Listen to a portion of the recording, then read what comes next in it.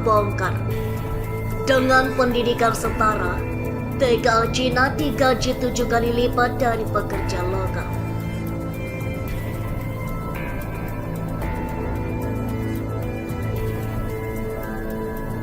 Direktur IRS.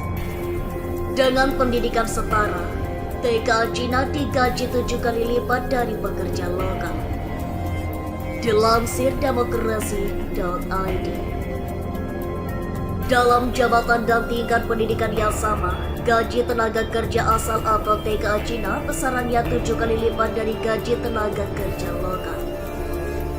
Begitu laporan tertulis yang dirilis Direktur Indonesia Resources Studies, Baruan Batubara, Jumat 20 Januari. Rata-rata gaji TKA Cina sebesar 21 juta rupiah, sedangkan untuk tenaga kerja lokal dengan standar UMR berkisar 3 juta rupiah, ujar Baruan Batubara.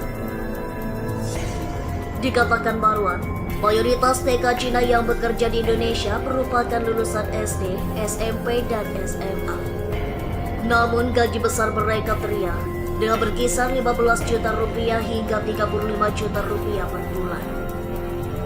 Nestapa bagi tenaga kerja lokal bukan saja soal gaji. Kata Baruan, peluang kerja tenaga kerja lokal juga tidak besar dengan banyaknya TKA yang datang. Dilematika pekerja lokal dan nasional di smelter-smelter milik Cina dan konglomerat oligarki sangat tragis. Kesempatan kerjanya mereka terbatas karena porsinya dirampok oleh TKA Cina. Tandasnya. Pengamat tenaga kerja Indonesia, Baruan Batubara, mengaku memiliki data perihal tenaga kerja asing atau TKA asal Cina. Data-data tersebut diakui Baruan sebagian telah dipublikasi di beberapa media. Rezim Presiden Jokowi begitu strike terhadap warganya sendiri.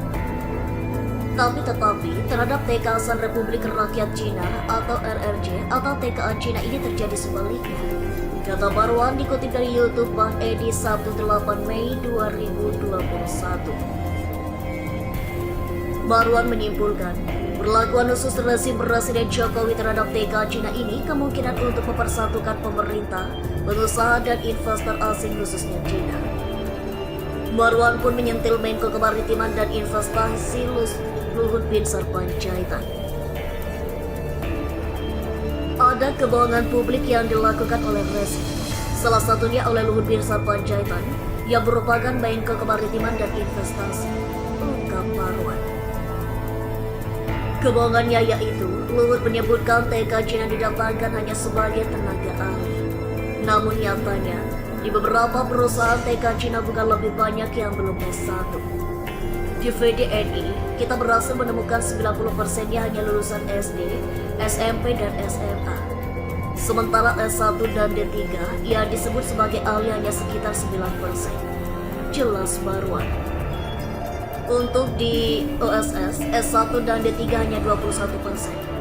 Sisa itu lulusan SD, SMP, dan SMA. Tambah dia. Hal ini pun diklaim Baruan sebagai bentuk penjajahan karena tenaga kerja lokal yang memiliki ijazah SD hingga SMA itu sangat berlimpah. Belum lagi kita bicarakan soal gaji. Asal Republik Rakyat Cina atau RRC itu berlipat-lipat dari tenaga kerja lokal. Gaji satpam asal RRC di VDNI saja sudah menembus angka 13.000 sampai 16.000 yuan atau sekitar 26 juta rupiah. Pungkasnya, kehadiran tenaga kerja asing atau TKA Cina di tanah air tidak menimbulkan rasa ketidakadilan dari segi keterampilan, tapi juga dari pendapatan. Ketidakadilan itu diurai langsung para aktivis koalisi aksi menyelamatkan Indonesia atau KAMI saat berkunjung di Komisi 9 DPR RI di Gedung DPR, Senayan, Jakarta, Kamis 27 Mei. Rombongan kami yang hadir antara lain Baruan Batubara, Ade Basardi, Said Didu, MS Kaban, Gede Siriana, Radar Tribaskoro, dan Sadun. Mereka diterima dengan baik oleh Wakil Ketua Komisi 9 DPR, Melki Lakalena, Dan anggota Komisi 9 seperti Sri Meliana, Krisdayanti, Deti Akhir, dan Besa Piring. Dijelaskan Marwan Batubara, meskipun bekerja di Indonesia, gaji TK Cina lebih besar signifikan dibanding gaji pekerja pribumi.